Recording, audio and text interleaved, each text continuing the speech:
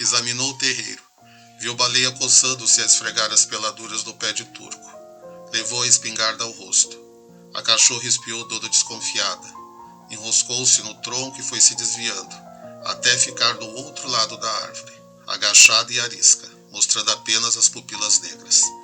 Aborrecido com esta manobra, Fabiano saltou a janela, esgueirou-se ao longo da cerca do curral, deteve-se no mourão do canto e levou de novo a arma ao rosto. Como o animal estivesse de frente e não apresentasse bom alvo, adiantou-se mais alguns passos. Ao chegar às catingueiras, modificou a pontaria e puxou o gatilho. A carga alcançou os quartos traseiros e inutilizou uma perna de Baleia, que se pôs a latir desesperadamente. Tentou erguer-se, endireitou a cabeça e estirou as pernas dianteiras, mas o resto do corpo ficou deitado de banda. Nesta posição torcida, mexeu-se a custo, agarrando-se nos seixos miúdos. Afinal esmoreceu e aquietou-se junto às pedras onde os meninos jogavam cobras mortas. Baleia queria dormir. Acordaria feliz, num mundo cheio de preás, e lamberia as mãos de Fabiano, um Fabiano enorme. As crianças se espojariam com ela, rolariam com ela num pátio enorme, num chiqueiro enorme. O mundo ficaria todo cheio de preás, gordos, enormes.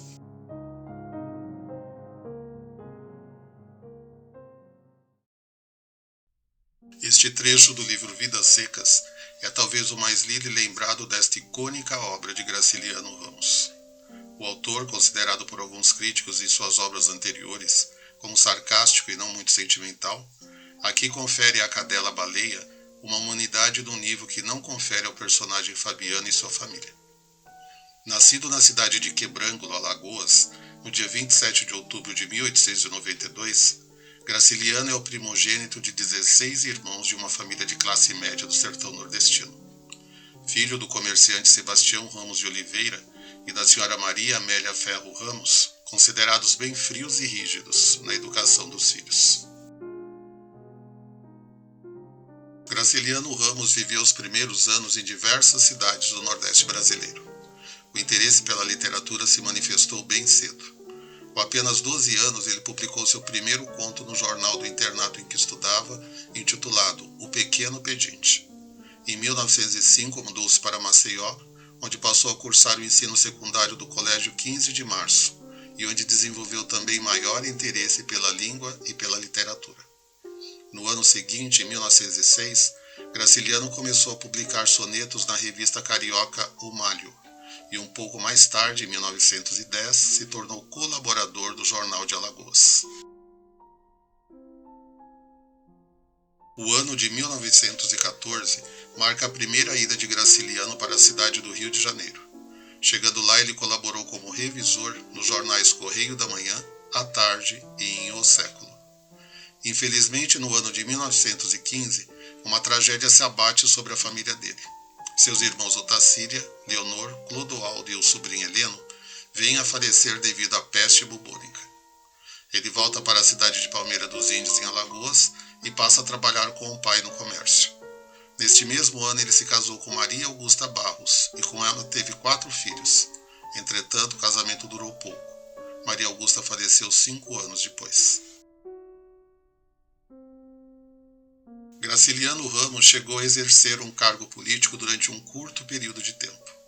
No ano de 1928, foi eleito prefeito da cidade de Palmeira dos Índios, mas renunciou em 1930 por discordâncias partidárias e passou a assumir a direção da imprensa oficial e da instrução pública do estado de Maceió. Alguns anos mais tarde, em 1936, ele se casou com a sua segunda esposa, Heloísa Leite de Medeiros, com quem teve também 4 filhos. Graciliano estreou na literatura em 1933 com a publicação do romance Caetés. A ação do romance se passa em Palmeira dos Índios e é sobre a jornada do desiludido personagem João Valério. A ele se apresentam 2 complicadas jornadas: a escrita de seu próprio livro, que fala sobre o povo caeté, e o amor impossível por Luísa, a esposa de seu patrão. João Valério é um homem que carrega experiências difíceis, que nem são necessariamente sobre coisas vividas, mas sobre coisas que não puderam ser experimentadas de verdade. Percebemos neste romance características bem regionalistas, típicas de escritores da segunda fase do movimento modernista. Nele, são aplicadas técnicas da ficção realista tradicional, tanto na estrutura literária quanto na concepção da vida.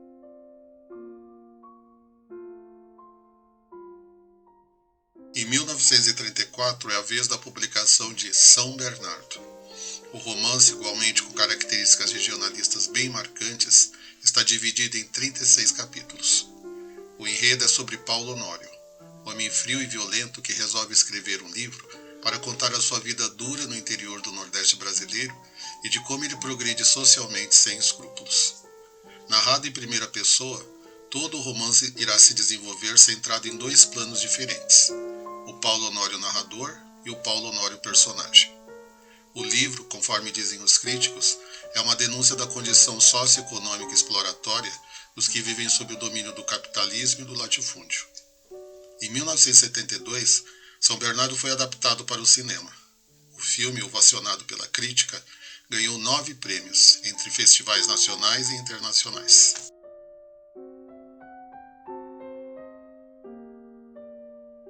Acusado de ter tido participação no movimento chamado Intentona Comunista de 1935, que foi uma tentativa de golpe ao governo Getúlio Vargas, realizado por militares e com apoio do Partido Comunista Brasileiro, Graciliano Ramos foi preso e levado para o Rio de Janeiro, onde ficou por 11 meses, sendo libertado então, sem ter sido acusado de nada ou julgado.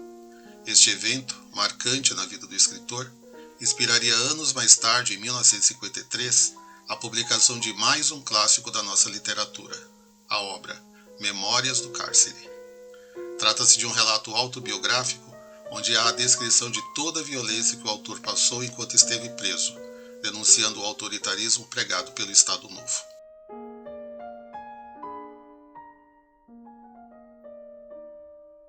Após sair da prisão, com a ajuda de alguns amigos, Graciliano consegue publicar o romance Angústia, considerado por alguns críticos como a sua melhor obra. O enredo trata da história de Luiz da Silva, funcionário público, sempre às voltas com dificuldades financeiras, de poucos amigos e que leva uma vida entediante, até que um dia conhece Marina e inicia um namoro com ela. Esta, após um tempo, troca por Julião Tavares, que era um homem da classe burguesa em ascensão na época. Cego pelo desejo por Marina e pelos ciúmes que o romance dela com Julião provocava nele, pois este representava tudo aquilo que Luiz não podia ter, ele toma uma decisão por impulso e precisa conviver com as consequências psicológicas desse ato. O livro foi laureado com o prêmio Lima Barreto, no mesmo ano de seu lançamento em 1936.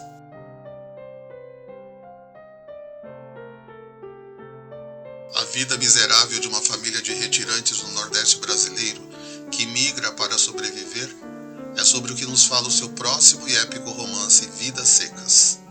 Escrito entre 1937 e 1938, ano da publicação do romance, a saga da família representada pelo pai Fabiano, a esposa Sinhá Vitória, o menino mais novo, o menino mais velho e a cachorra-baleia, representa ainda hoje o drama da população esquecida pelos nossos governantes. O livro foi também adaptado para o cinema em 1963 e o filme foi premiado no Brasil e no Festival de Cannes, na França.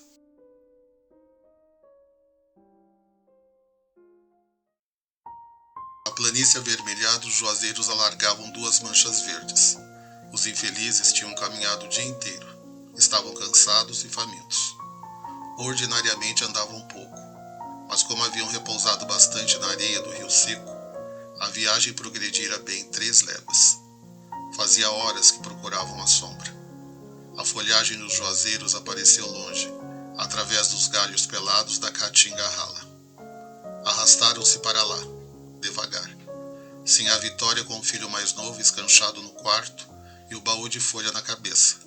Fabiano sombrio, cambaio, o aió a tiracolo, a cuia pendurada numa correia presa ao cinturão, a espingarda de pederneira no ombro.